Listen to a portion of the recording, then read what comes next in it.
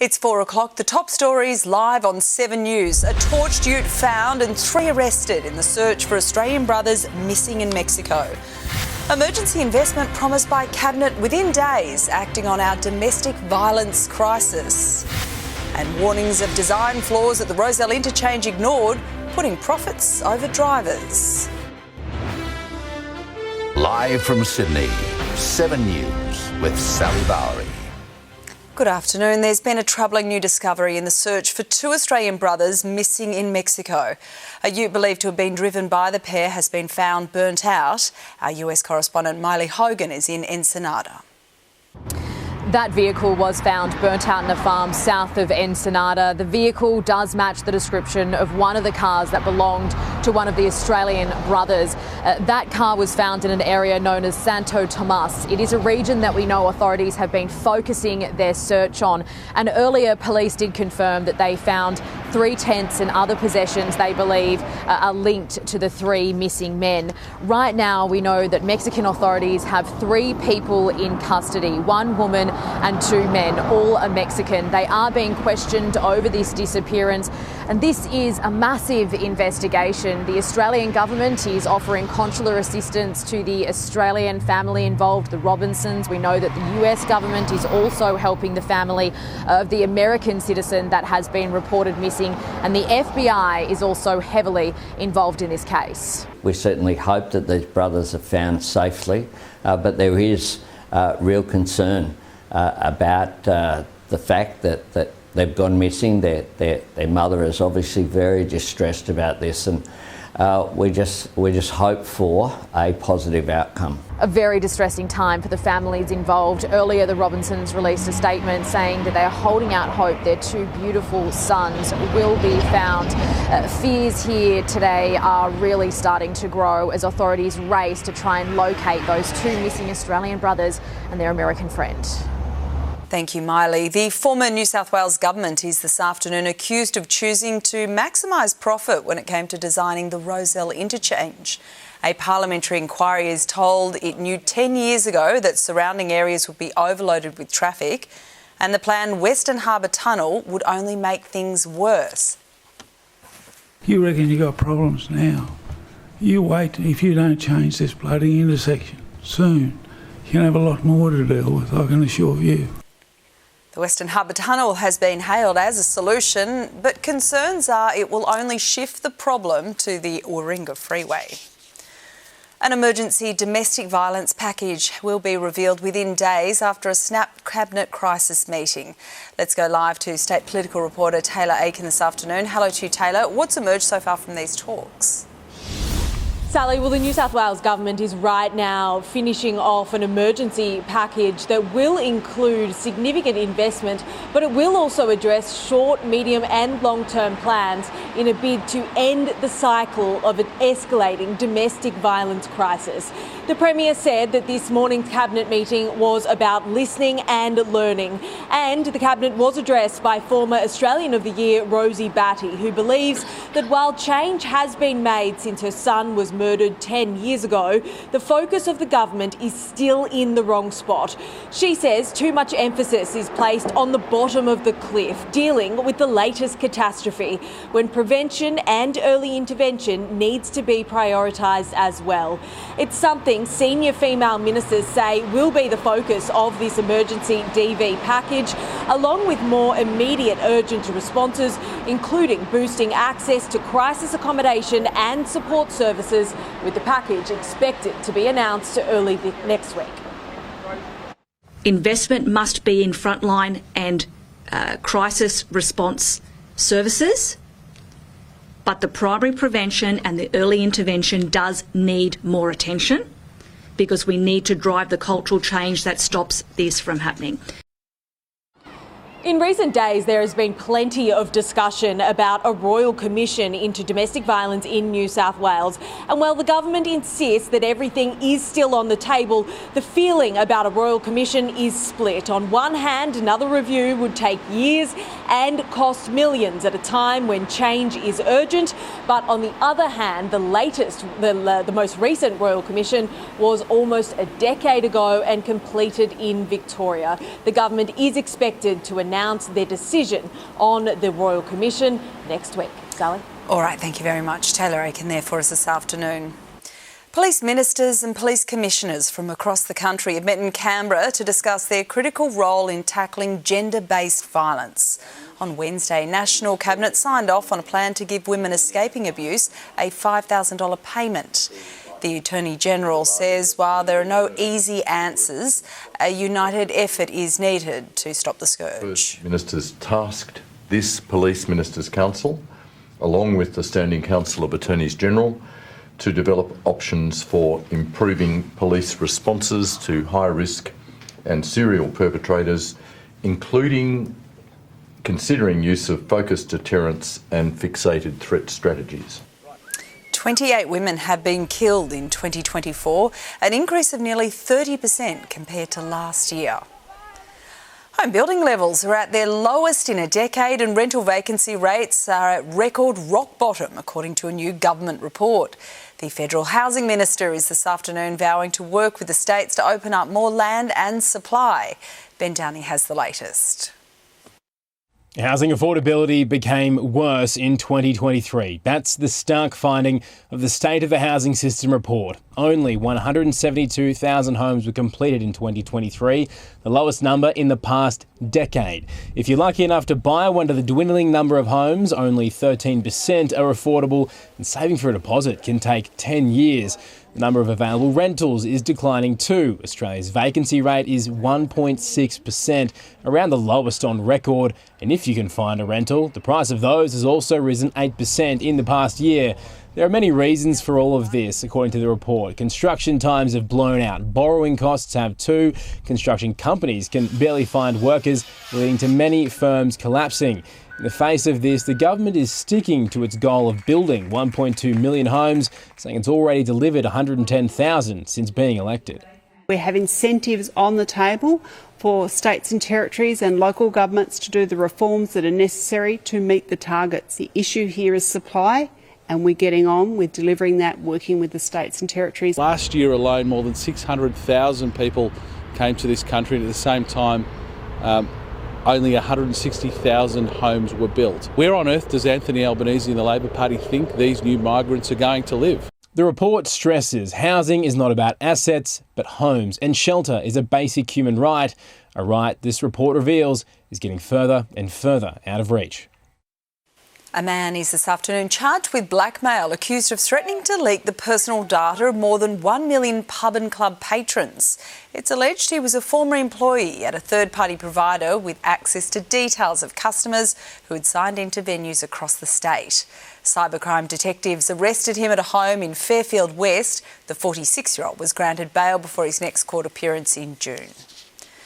The Mayor of Blacktown has died on a flight home from Asia at the age of 77. Tony Bleedsdale had been on a delegation trip to the council's sister cities in China and South Korea. Elevated to the role in 2019, he had been a councillor since 1996. Well, Sydney is in store for a drenching this weekend. The city is on alert for flash flooding. Angus Hines joins us this afternoon from the Weather Bureau. Angus, thank you very much for your time today. I know it's going to be a busy couple of days ahead. Just how much rainfall can we expect across Sydney?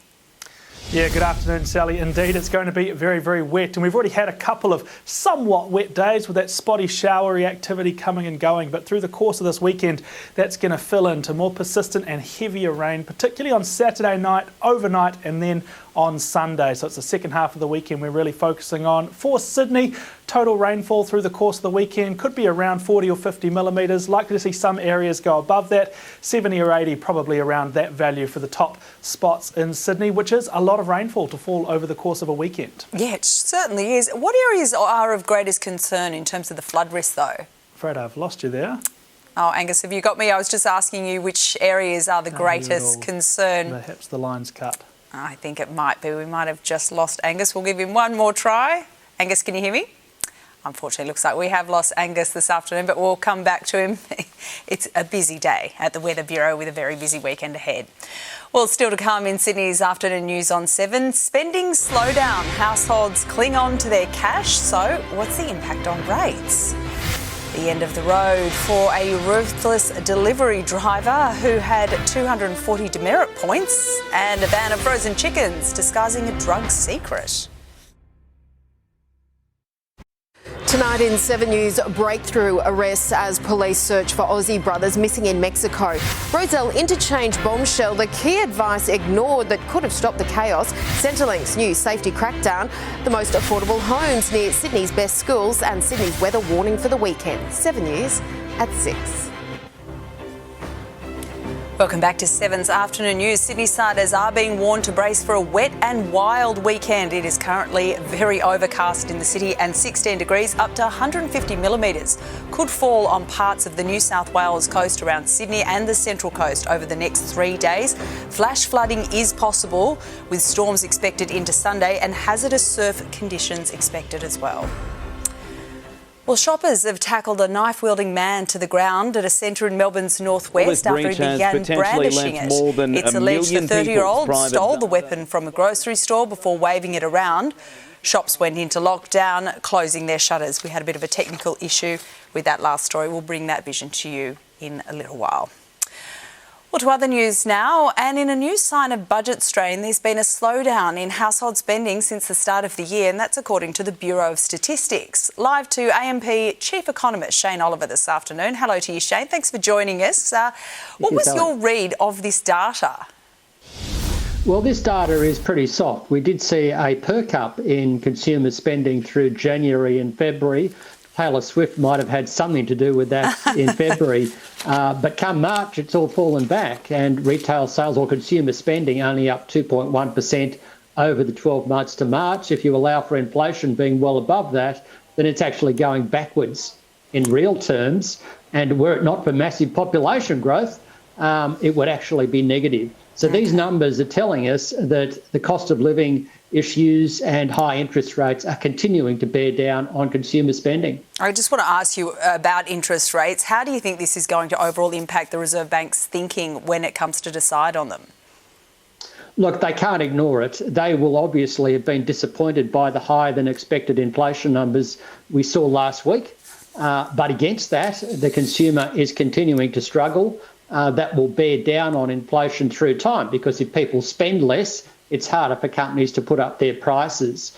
So ultimately, I think the Reserve Bank will balance these two forces out and leave interest rates on hold when they meet next Tuesday. They may warn us that they could have to raise rates again, so they might do a bit of what we call jawboning there.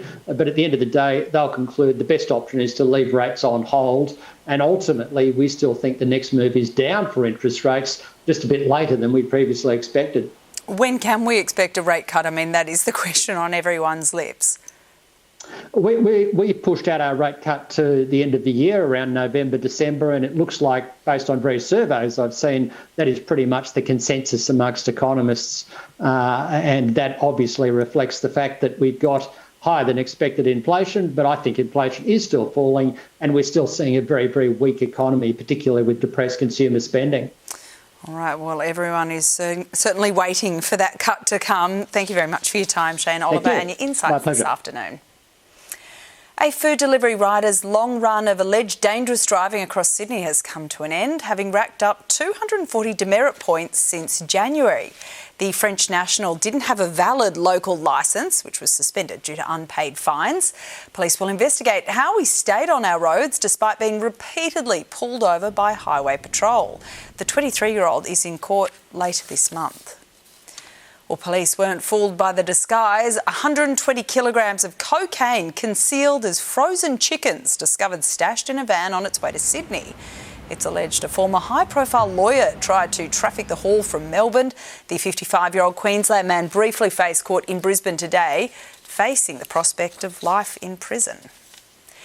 Next in 7's Afternoon News, we'll have sport with Matt Carmichael, including Wayne Bennett with a spring in his step and confirming he wants to coach the Rabbitohs again. Also, the Giants on enemy turf before the high-stakes Sydney derby, and later the inappropriate training session that killed a Manly player, a coroner's advice to the NRL.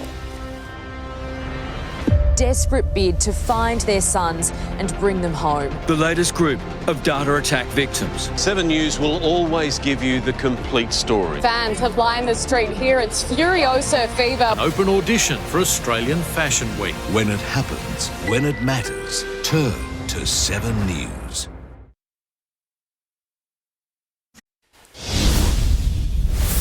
Time for sport now with Matt Carmichael and Matt. Wayne Bennett's serious about returning to South Sydney, it seems. So serious he was channeling Dennis Denuto today. Sally, good afternoon. Rugby League's master coach will begin serious negotiations with the Rabbitohs next week. A sprightly 74 at Dolphins training this morning, Bennett denies he's already been offered a 3-year contract. I just like their brand, I like them, I've worked with them, I have a good relationship with everybody there. It's an iconic club and I just like the vibe there. It doesn't really matter. Like Wayne or whoever's coaching us next year is coaching us next year, so we're worried about next week.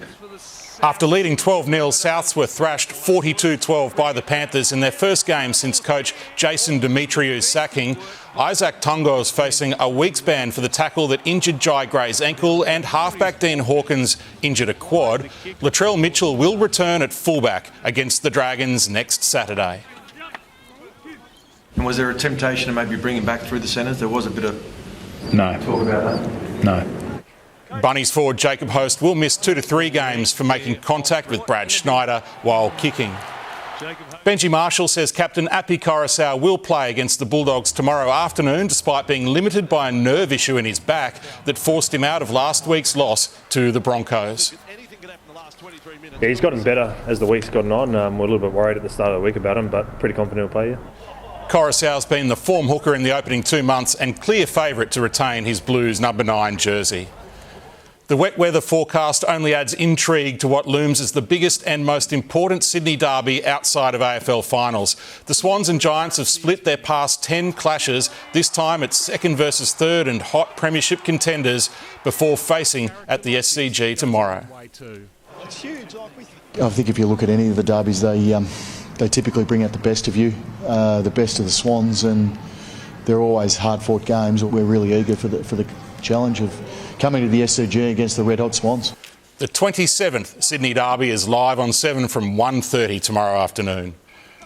Tottenham's chances of qualifying for the Champions League are all but... Come on, mate. We didn't play well. I mean, what do you want me to sit here and write your dossier on where we went wrong? Like I said, I'll take responsibility. Spurs have 4 games left. Villa have 3.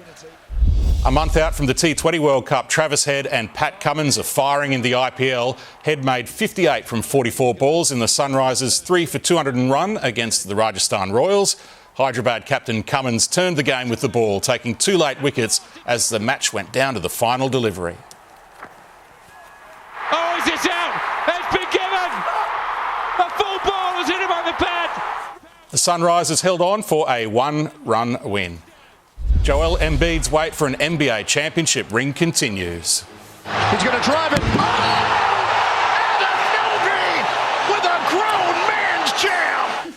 The Philadelphia 76ers were knocked out of the playoffs by the Knicks 4-2 in the first round. Jalen Brunson scored 41 points as New York won Game 6, 118-115. The Pacers won their first playoff series in a decade 4-2, downing the Bucks 120-98. Cameron Smith and his Ripper GC teammates partied all week after winning Live Adelaide, and they were back on the fairways in Singapore today. Mark Leishman is the best Aussie. He's 2 shots off the lead after hitting a 4 under par 67 opening round. Smith is even. 2023 Masters champ John Rahm's lurking at 2 under, almost acing the 17th. And it doesn't get much closer than that. Jason Day has committed to representing Australia at the Paris Olympics. He's had a strong start at the Byron Nelson in Texas, 3 shots off the lead with a 5 under par 66. That Live tournament is live on 7, mate, for the next couple of days too, Sal. Lovely. Looks lovely and sunny in Singapore too, doesn't it? All right, thanks for that, Matt.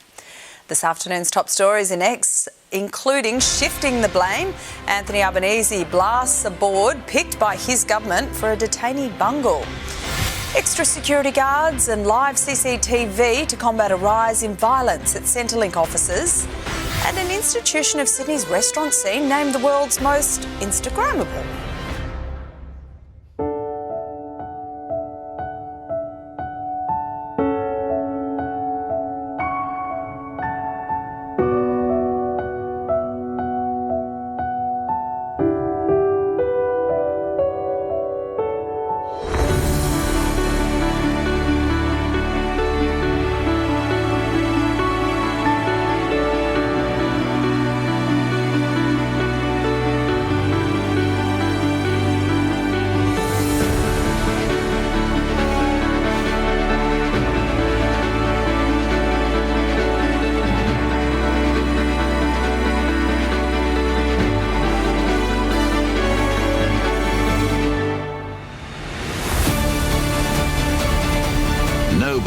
Sydney better than Fergo, Mel and Angie.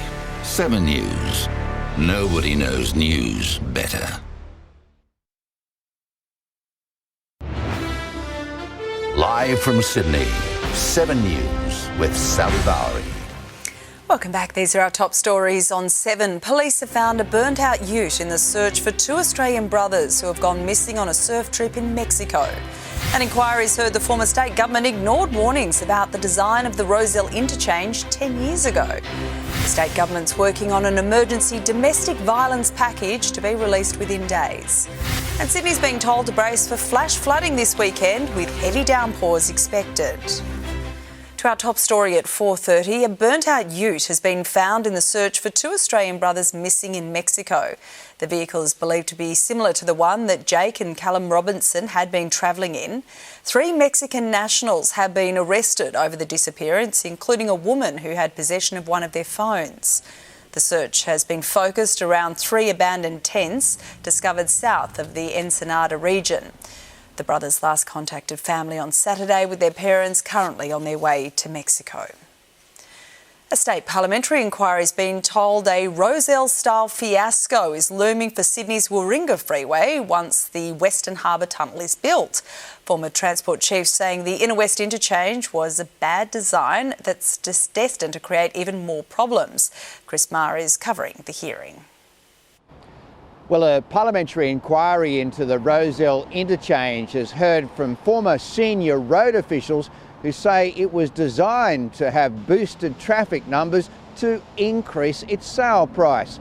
Now, the state's former top roads and transport bureaucrats have appeared before the inquiry into the interchange, making it clear they were against key design changes when the project was being drawn up a decade ago, saying they knew it would create major traffic congestion, particularly for the Anzac Bridge.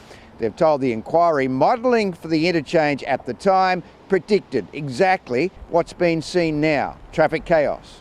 All predicted what is happening now. It should not have come as any surprise. The former officials have told the inquiry, in their view, the eventual design of the interchange was about maximising its sale profits. They've also raised concerns about the traffic impacts of the Western Harbour Tunnel when it opens at the Warringah Freeway at North Sydney in 4 years' time. You reckon you got problems now? You wait, if you don't change this bloody intersection soon, you're going to have a lot more to deal with, I can assure you. The Roads Minister and his officials say traffic movement around the Rosel interchange is improving, but more work is needed. He says the opening of the Western Harbour Tunnel won't solve all of the issues here, but is needed to keep Sydney moving. A 46-year-old Western City man will face court next month over a plot to hold the personal details of more than 1 million Australians hostage. Police are this afternoon warning customers who visited over a dozen pubs and clubs across the state to be vigilant. Andrew Denny has more. Well, this breach has potentially left more than 1 million people's private data exposed, and overnight detectives from the New South Wales Police Cybercrime Squad arrested a 46-year-old man from his home at Fairfield West, charging him with blackmail. Open the door now, be forced! Police search warrant! He spent the night in custody before being released on police bail today in no mood to answer questions. Hello, sir. How you going? Just a few questions, sir. What were you thinking? Police allege Mr Newen once worked for the company at the centre of this alleged data breach, Outerbox. It provided digital sign-in services for clubs listed as being victims of this alleged leak. Critics slamming the government on why clubs should be allowed to collect and keep people's personal data in the first place. We should look at every option in terms of protecting the data of the people of New South Wales. People do not need this anxiety in their life. If you suspect that your security has been compromised, change your password immediately and contact police. Now, it's unlikely there will be further arrests here, but detectives haven't ruled out making them overseas as they investigate whether or not other people were involved in this leak internationally. The Prime Minister has shifted the blame to a government-appointed board for failing to recommend a GPS ankle tracker for a freed detainee who allegedly went on to bash a Perth grandmother. Anthony Albanese says it was the wrong decision, despite the Immigration Minister having the power to overrule it. It is an outrage that this occurred, and my government is committed to doing what we can to address these issues. The PM says he's upset that prosecutors didn't oppose bail for the 43-year-old, claiming it lacks common sense. The Coroner's Court has found Manly Sea Eagles player Keith Titmus died after an inappropriately tough training session. The 20-year-old collapsed, suffering heat stress. An inquest this afternoon recommending rugby league clubs have a gradual build-up after the off-season, as Bill Hogan reports. Good afternoon. Well, the NRL and the Manly Board are right now consuming 50 pages of considerations following the coronial inquest into the death of Keith Titmus. The 20-year-old lost consciousness and collapsed during a pre-season training session on November 23, 2020. Today, the Deputy State Coroner, Derek Lee, ruled the young player died of exertional heat stroke after a session he declared to be more than likely inappropriate. Keith's death has prompted a list of recommendations for both the club and the NRL to consider, aimed at preventing further tragedy from heat illness. Manly CEO Tony Medstrop declared outside the state's coroner court the club would adopt the considerations handed down. This can't happen again in the game, we all understand that, and we don't want to happen under Manly's watch ever again. The coroner recommended the NRL improve its heat policy too, setting guidelines for training sessions based on environmental factors. He also endorsed a mandated 2-week transition to training for players coming from off-season, including being screened by a medical officer. Keith was 4 kilograms overweight and considerably unfit 4 years ago. His mother, Lafo, hopes the game adopts its policies to prevent future problems. He had such self-belief in himself, and he was so looking forward to making a mark in the rugby league world. It's the end of a long process for Keith's family, who will forever remember him for being kind and gentle, and his death for bringing change. Almost a year after a Centerlink worker was stabbed by a customer, the government's announced $300 million worth of new security measures as violence spirals. Joanne Casa returned to her office for the funding commitment. Nick McCallum reports. A shocking attack on a staff member at this Centerlink office last year has triggered a major overhaul of security nationwide. Almost a year ago, team leader here, Joanne Casa, was stabbed, allegedly by a disgruntled client. She's still off work, suffering excruciating pain in her left leg and mental anguish. She's one of a long line of victims of violence in Centerlink, Medicare and tax offices. People still come in today to find out how I am.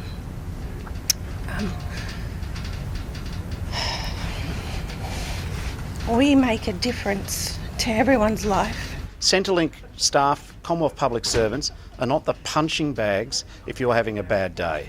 So now, to protect staff and clients, a security budget increase of over $300 million over 2 years. Offices upgraded to improve separation between staff and clients. Nationwide, the number of security guards will more than triple. If it was like this on the 23rd of May, I might not be like this today. Already, Joanne's colleagues here feel safer. Out of such a tragic, horrible incident, what a wonderful workplace that my colleagues have to work in now. And Joanne Casa would still like to return to work at this office as soon as she's fit to do so. The man accused of murdering Ballarat mother Samantha Murphy is facing new allegations this afternoon. Police have confirmed Patrick Stevenson has been charged with drink and drug driving after his motorbike slammed into a tree on the AFL Grand Final night. The 22-year-old is due to face court over the killing in August. Investigators say he's refusing to cooperate with them. Residents in Chatswood were left without power for more than 12 hours after a car crashed into a telegraph pole, snapping it in half. The impact sent the vehicle onto its side. Repair crews have been on the scene on the Pacific Highway since early this morning. The The 52-year-old was freed by firefighters before being taken to hospital for mandatory testing. A P-plate driver's escaped unhurt after rolling her car into its side in the city's southwest. Emergency services were called to 2nd Avenue Campsie around 10:30 last night to find that she had freed herself from the wreck. Police and firefighters flipped the vehicle back onto its wheels before clearing debris from the road. 2 parked cars were damaged though. A clear message of condemnation from the US President responding to violent clashes at elite college campuses across America. Joe Biden says order must prevail as student activists face off over the war in Gaza. Shutting down campuses, forcing the cancellation of classes and graduations. None of this is a peaceful protest. Threatening people, intimidating people, instilling fear in people is not peaceful protest. It's against the law. The White House says the cries of protesters won't change its stance to the conflict in the Middle East. To celebrate Princess Charlotte's 9th birthday, the Royals have released a new portrait taken by her mother. Here's Joel Dry. It has become a tradition for the Princess of Wales to take and release a photo of each of her kids on their birthday, and today it was the turn of Princess Charlotte, who turned 9. Princess Catherine took this photo in the grounds of Windsor Castle, showing her young daughter looking all grown up and quite innocent, despite her once saying she was the most boisterous of all of her children. It comes a week after Prince Louis turned 6 and his photo was taken and released. And hopefully they both received a call from their granddad, the King of England. And King Charles was again back at work today for a very special occasion. He was receiving the official coronation roll. This is a very long piece of paper that meticulously documents every single thing that happened on that coronation event 1 year ago. It has been a tradition that has been ongoing since 1308. This one now joins those many historical artefacts. Joel Dry reporting there. Property developer Lang Walker has been farewelled at a public memorial service at Town Hall. The billionaire passed away in January and was laid to rest at a private funeral by family. His legacy was celebrated today for not only building one of Australia's largest privately owned property companies, but for his dedication to the community. He believed in creating a foundation for a strong community, wherever it was or whoever it included. We'll miss him as the anchor of our community.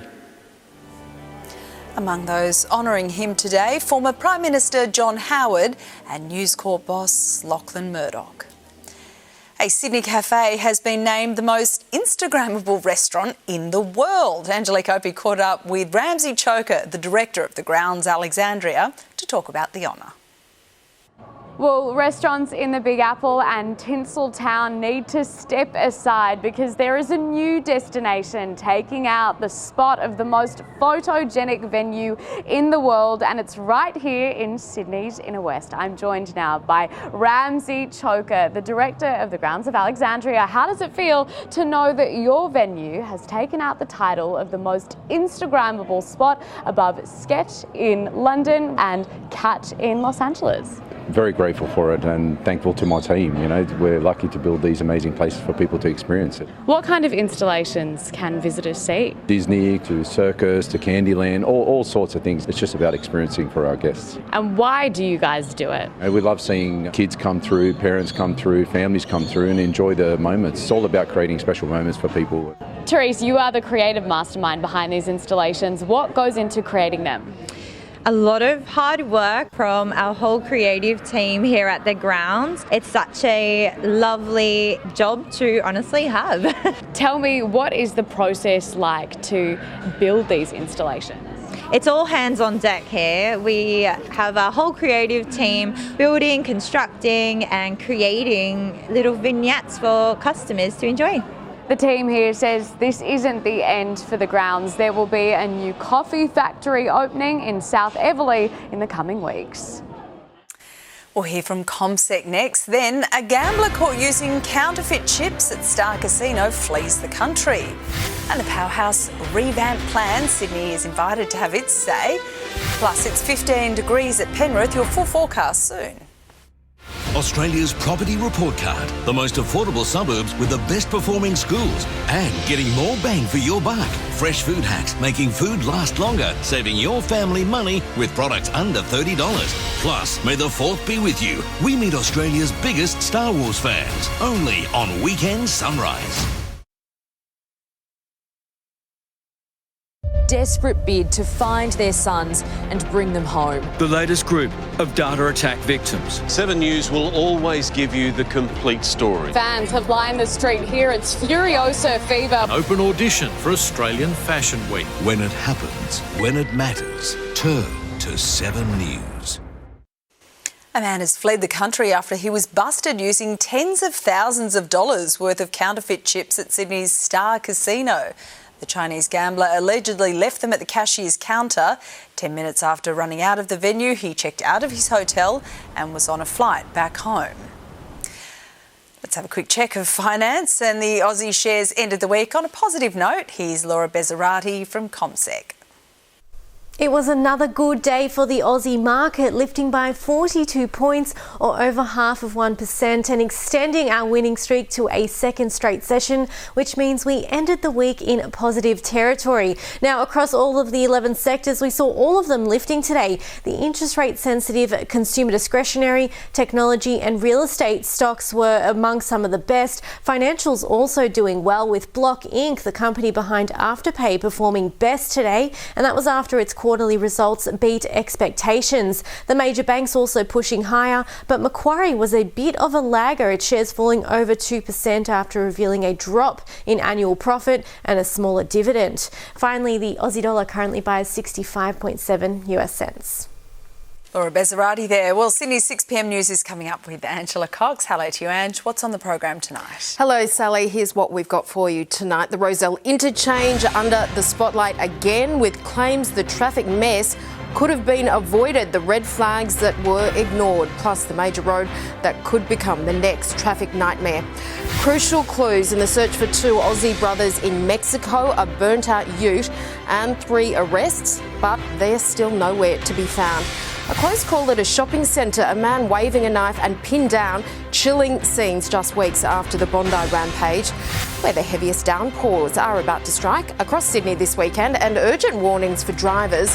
Also, how a Sydney community is throwing its support behind a young boy in the fight of his life. We check in with Harry as he flies out for revolutionary treatment. Sally, all of that plus Wayne Bennett's response to the South Sydney rumblings tonight at 6. All right, thanks for that, Ange. See you then. Well, the Powerhouse Museum at Ultimo is receiving a facelift, and the New South Wales government's calling on Sydney-siders for feedback on the proposed designs.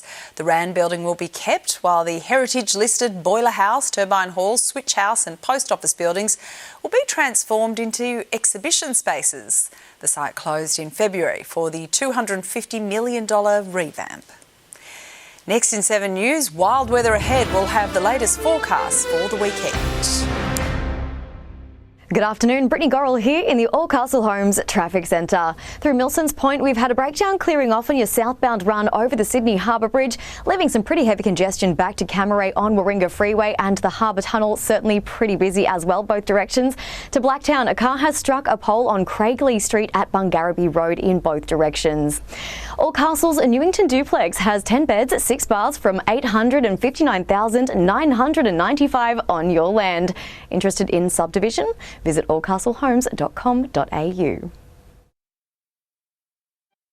Tonight in 7 News, breakthrough arrests as police search for Aussie brothers missing in Mexico. Rosel interchange bombshell, the key advice ignored that could have stopped the chaos. Centerlink's new safety crackdown, the most affordable homes near Sydney's best schools, and Sydney's weather warning for the weekend. 7 News at 6. We're being warned to prepare for a wild weekend across Sydney and the Central Coast, so let's have a look at the forecast as we head towards the weekend. Today was an ominous day. There were certainly plenty of grey clouds about, with a top of 17 degrees, and that was recorded early in the day before that thick cloud started to brew. Across Sydney's suburbs, there were a few light showers. Most of it was along the coastal parts, not really reaching the west, where tops of 19 degrees were reached at Penrith, 18 degrees at Richmond. Gosford reached a top of 18 as well. Let's look to the skies to see what is going on, because we have a combination of two systems at the moment. Strong onshore winds that are wrapping around from that high pressure system sitting to the south is driving those moist winds and showers along the coast at the moment, while a trough is tracking across New South Wales, starting in our far west. That will continue to move over into Sunday and amplify the wet weather, also triggering some storms later into Sunday and Monday. Around the rest of the country, it won't be as wet. 24 degrees into Brisbane, a few showers expected at times there. A little bit of cloud in Perth, tops of 22 degrees, and 22 also in the city of Churches in Adelaide. Sydney tomorrow, well, it won't be good. We are expecting a top of 21 degrees with lashings of rain up to 20 to 30 millimetres possible. Looking ahead, Sunday is really going to be the worst of it. That's where we could see up to 50 millimetres on the coast, with those storms firing off at times and tops of 20 degrees. Monday continuing to be wet, but it looks like it should start to dry up by the middle of next week. And that is Sydney's 4pm news for this Friday. Angela Cox will bring you 7 News at 6. I'm Sally Bowrey. Stay with 7 Now for the Chase Australia. Thanks for joining us. Goodbye.